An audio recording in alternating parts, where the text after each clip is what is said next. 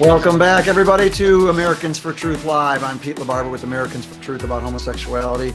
My usual co-host, Mike Heath, is not with us today. He is still in Central America. He'll be coming back next week. We do have Jeff Nell on the line, so that's great. Jeff, welcome. Hello there. And we've got our whole story today is the leftist strategy of fake hate crime hoaxes. The Jussie Smallett story is going fast. It is really going down. CBS 2, one of the news stations in Chicago, has the story. Reports from inside the police department that now they have arrested or they have taken into questioning two associates of Jussie Smollett. Actually, they work on the set. You see on the screen there the headline from CBS 2, police still questioning two brothers in connection to alleged attack on Jussie Smollett. Charges could be filed today. Now, let's little background again. If you saw the show yesterday, Jussie Smollett is a star of the show Empire. He's also a singer. He had this story that he was out walking in the freezing cold in Chicago at 2 a.m. coming from a subway when he was attacked by two guys who later he said had MAGA hats, and then I think that got dropped, or they said this is MAGA country. They yelled hateful comments about his race and his homosexuality. And then he was on the phone talking to his manager at the time. It's just so bizarre. Immediately, anybody who's followed the left, or especially the LGBT left, was suspicious, because we have seen so many fake hate crime hoaxes in the past. Jared, pull up. Let's play the latest story. CBS 2 is all over it, about police. I think they even raided the apartment of these two guys, Nigerian Americans. Play that if you could. Are now potential suspects in the alleged attack. This latest update coming down in the past hour. CBS 2's V. Nguyen is out of the area central, where those men are being held as we speak. Hi, V. Good morning, Mike and Aaron. Those two people have been in police custody since Wednesday evening. Both men are still being questioned by police at this hour, and their attorney says that charges could be filed against them sometime today. Chicago police released a statement this morning saying in part, quote, while we haven't found any video documenting the alleged attack, there is also no evidence to say that this is a hoax. The alleged victim is being cooperative at this time and continues to be treated as the victim, not a suspect. The statement comes just one day after CBS 2 got exclusive pictures of a raid at a home of two people who police are now calling potential suspects. Photos show the front door busted off its frame and clothes tossed everywhere. Police even left behind this inventory list of items taken from the home, including a black face mask hat, an Empire script, a red hat, and bleach. They're really baffled why they are people of interest. They really don't understand how they even got information that linked them to this horrific crime, but they're not guilty of it. They know that the evidence is going to prove them innocent. They send their best to Jussie. Gloria Schmidt spoke to us yesterday. She says her clients know Smollett and worked as an extra on Empire. It was more than 2 weeks ago when actor Jussie Smollett told police two men attacked him in Streeterville. He says they yelled racial and homophobic slurs at him, poured some type of chemical on him, and even put a rope around his neck. When the police came, I kept the clothes on. I kept the rope. So you had the rope on the entire time? I mean, it wasn't like wrapped around, but yeah, it was around because I wanted them to see. I wanted them to see what this was. Now, investigators believe the two men may have been involved in an alleged crime. At this time, investigators are still working to corroborate the allegations. Okay, now there's so many problems with Jussie's story. He has given information and changed his story. At one point, I think he said he cracked it, his ribs were cracked, or and then he said they were just bruised. He went on to perform a noose. There's video. There was a lot of video of that area of Chicago. Video cops have video cams to combat crime in Chicago. There's only 60 seconds that was not covered by video. I mean, this story stinks terribly. Let's go back to our man, Lucas the Amazing. Play that video that we played yesterday, Jared, 3 to 6 minutes. This guy's hilarious talking about the case. This is the Amazing Lucas. Apartment, picks up, calls the manager, whatever, whoop-de-whoop, then calls the police. Okay, all right, some people respond to stress differently. We'll just say that. The two guys walk away. Here's the thing. Once again, is it possible? 100%. It is absolutely possible. Is it probable? Hell to the no. Come on now. Come on now. Let me put this in perspective for you guys. Let's imagine, ladies, you come to the apartment. Your dude's in the bed with another woman. You're like, what the heck is going on here? He then says, babe, doesn't look like what it looks like. This is the maid. You say, we don't have a maid. He then responds, I know, but I got one today. I hired one today to clean up the house, because you're always talking about how I'm leaving my socks on the ground to clean up the house. You then say, okay, why are you both in bed right now? He then responds, because she had earrings on and she dropped them in the bed, so I was helping her look for them in the bed, and that's what happened. Now, ladies, is it possible that all that happened? He got a maid. The maid was cleaning up the bed. The ring fell out of her ear. He then sees, oh no, let me go help you find it. And that's how they ended up in the bed together. Is it possible? Absolutely. It's absolutely possible. Is it probable though? Hell to the no.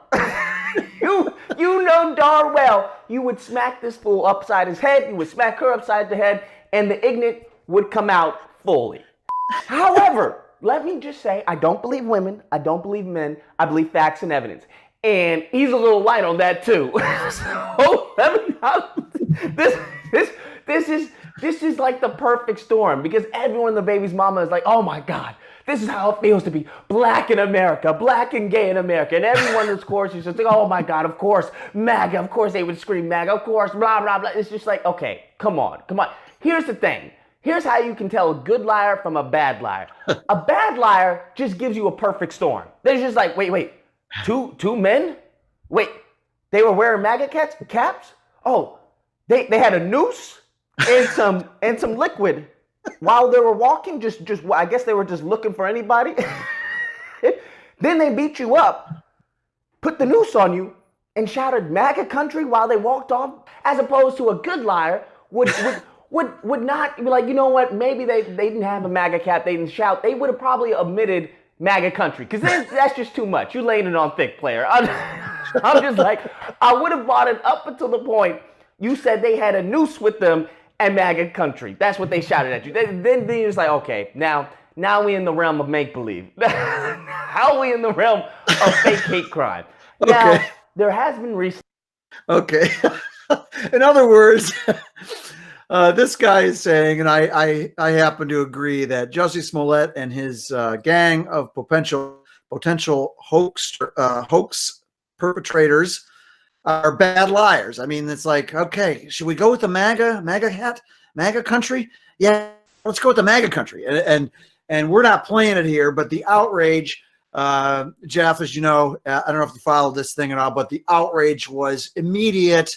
Oh, the hate crime. And every time there is one of these hate crime hoaxes, and again, I make the challenge, if he's proven true, if he's not lying, if there actually was an attack on Jussie Smollett, I will gladly eat my words.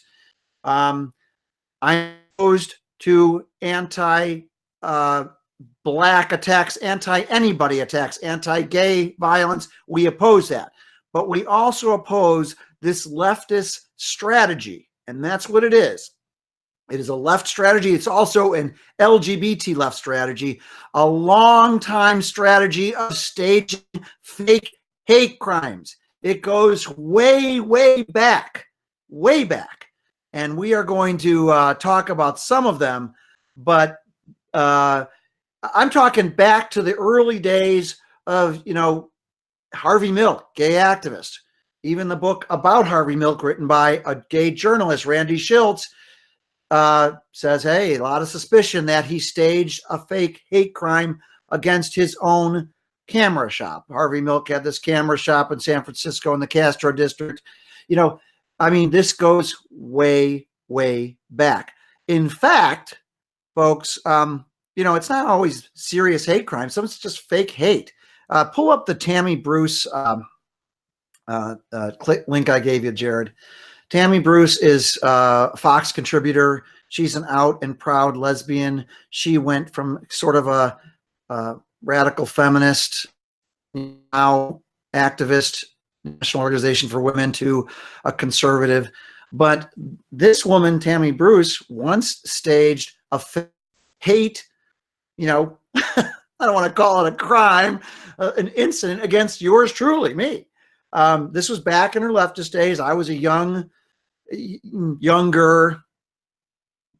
made a bad mistake, didn't check out who was interviewing me. I got a call to be interviewed by Tammy Bruce.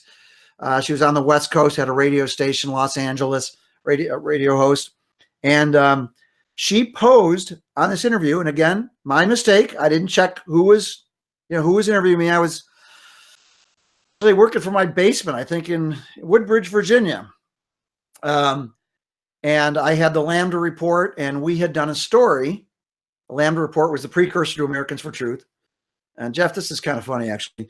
I did a story about, I think it was Walt Disneyland or Walt Disney World, how they had their gay days, and they don't warn families.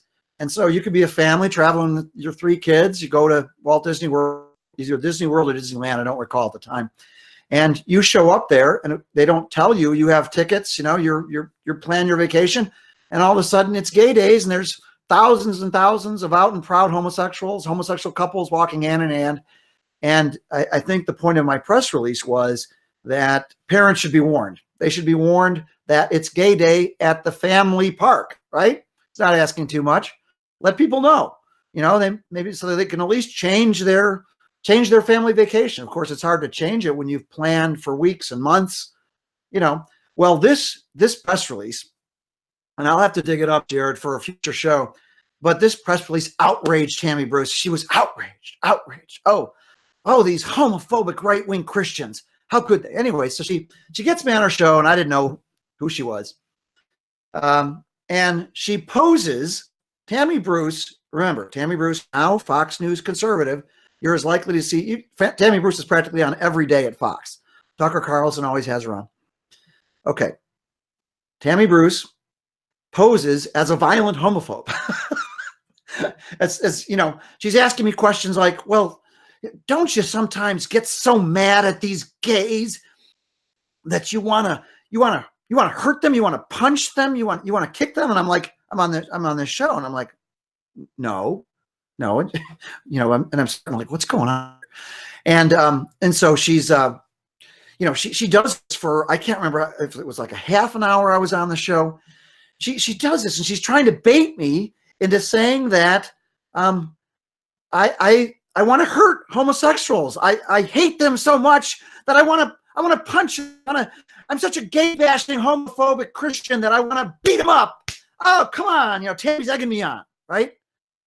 Finally, I go through all this, and I'm just like, no, I don't fall for the bait, because guess what? It's not me. Because again, all these fake hate incidents are all they're all predicated on what the left thinks the right is. They really think we want to beat up gays. We want to hurt blacks. I mean, this is what they think. Okay, so there's Tammy, and she's trying to go, don't you get so mad?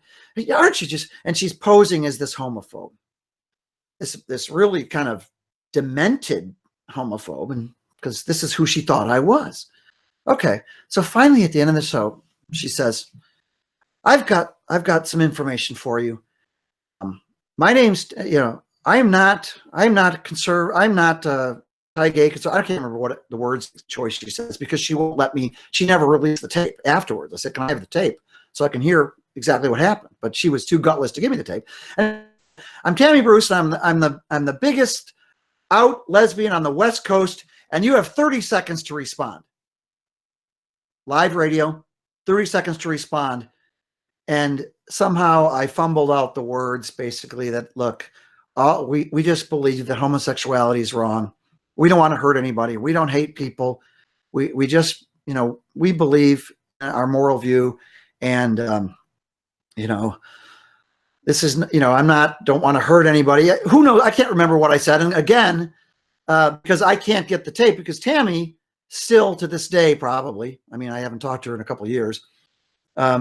Actually, a number of years after the incident, I asked her, I saw her at CWA where I was working. She was being interviewed by Sandy Rios. And I said, excuse me. I said, Tammy, I confronted her, and she said, she still didn't apologize. And, I feel sorry for Tammy Bruce. I agree with her 99% of the time. She's on Fox. The only area she's weak in is when her feminism comes out, and her like sort of gay activist part comes out. But the point is, that was fake hate. Tammy, come on, own up to your fake hate. You should apologize. You should give me the tape, so we could play it and we can show what you did. I mean, if you're the change conservative that I hope you are, and I hope you leave lesbianism behind. She hasn't done that yet. She's still an out lesbian, and I'm sure that's very important to her, but it's wrong. And, but that was a fake hate incident, and that was a pretty innocent one. I mean, we've had these other ones over the years that have wasted who knows how many millions of dollars in resources and of the police. And that we have in the Chicago incident. Imagine if this turns out to be a complete hoax, imagine all the resources that were wasted. We have all this crime, all these murders all over Chicago, and how many millions worth of resources will have been wasted on this Jussie Smollett hoax, which is why, if it proves to be a hoax, we need better laws to throw at these fake hate crime perpetrators. So pull up the Jussie Smollett Twitter page, the main one, the first one there, Jared. Let's go. Okay, that's mine. Do you have his page? Okay, there's Jussie. Look at his bio description. I am simply here to help save the world, he says. He wants to save the world. So maybe Jussie had this grandiose vision of, maybe he was going to deal a blow to hate, right? Can you imagine what's going through the mind of these perpetrators? Again, it's not proven yet, but the cops are on it, and they said they will charge. They will charge. If this is a hoax, they're going to charge this guy. Now, he's a Hollywood star. He's openly homosexual. He's a crusader. Pull up another one, Jared, about this, which says really more about who he is. He's a hardcore leftist, because who would put this on their Twitter page? Jussie Smollett, after he voted assuredly against Trump, he's anti-Trump, of course. He says, I voted F the patriarchy. F the patriarchy. Uses the F bomb. So this guy's hardcore leftist. And again, who can get into the minds of these guys? But all throughout the history of the homosexual movement, there's been these fake hate incidents. There's been some real hate. And as I said yesterday, if anybody ever murders a homosexual, if somebody walked into a room and said, die, FAG, and shoots, I would say give that person the death penalty, because the death penalty is a justice issue, and that's what he deserves. I'm tough, I'm tough on crime. It's not about not going soft on people who are anti-gay. No, it's we have enough real hate in the world. What's up with all the fake hate? Well, what's up with it is people on the left are they really believe they've created this. I mean, how do you explain it, Jeff? They've created so much in their mind about what religious conservatives are, that when it doesn't really come, when they don't have enough of that real hate coming, they've got to manufacture their own. Huh? Well, yeah, that's true. They manufacture their own. It's really interesting on what you're bringing up, and it's truth to identify what's going on, the falsehood and stuff. It's just amazing. It's a movement built on lies. We know that. We know that the homosexual activist movement is built on lie upon lie upon lie. And what we see here is just actually an important case, Jeff, I think, and actually a guy on the web is saying the same thing. It's important because finally this case is so high profile that it's so high profile that it might expose to the world, it would maybe force the media to expose all these hoaxes are out there. Yeah. You remind me of the European Union, what's happening in England and stuff, and how provocative and how enticing it can be to back something up when people don't know all the facts. Right. People don't know the facts, and the media is on the side of the homosexual lobby. Perhaps if the media were a little bit more aware of all the fake hate that's been perpetrated in the past. But I want to show you guys this too. We have to understand this is the 50th anniversary of Stonewall. Going to be reminding people that all the time. Stonewall or the anti-cop riots that happened in Greenwich Village 50 years ago. Here's a book that talks about gay liberation by a guy named Tommy Avicoli Mecca. And it's called Smash the Church, Smash the State. And we have to remember that the homosexual movement it has strong origin on Harry Hay, the guy who came up with the idea of a gay minority. He was a Communist Party organizer. He was a member of the Communist Party, a labor activist. But note the headline: Smash the Church, Smash the State, the early years of gay liberation. The movement has always been heavily oriented against the church, because they know that the church is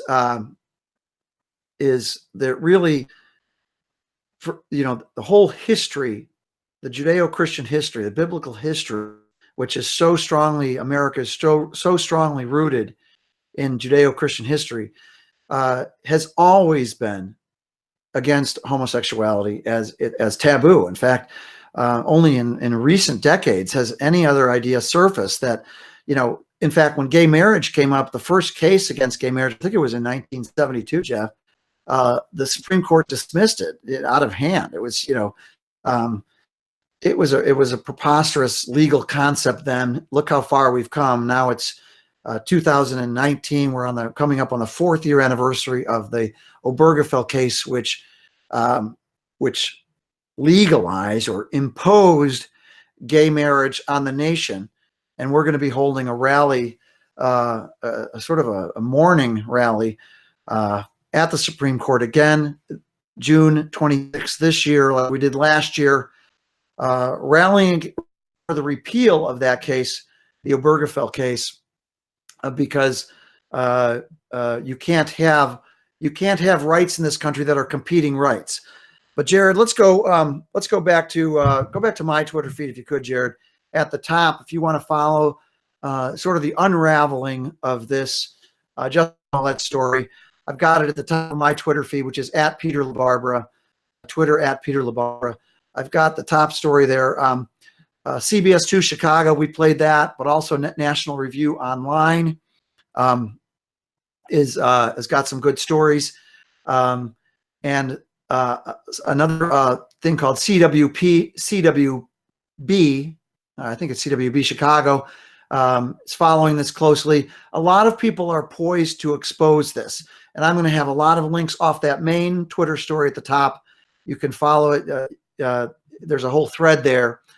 And I'll keep adding to it because we want to use this to show the lies that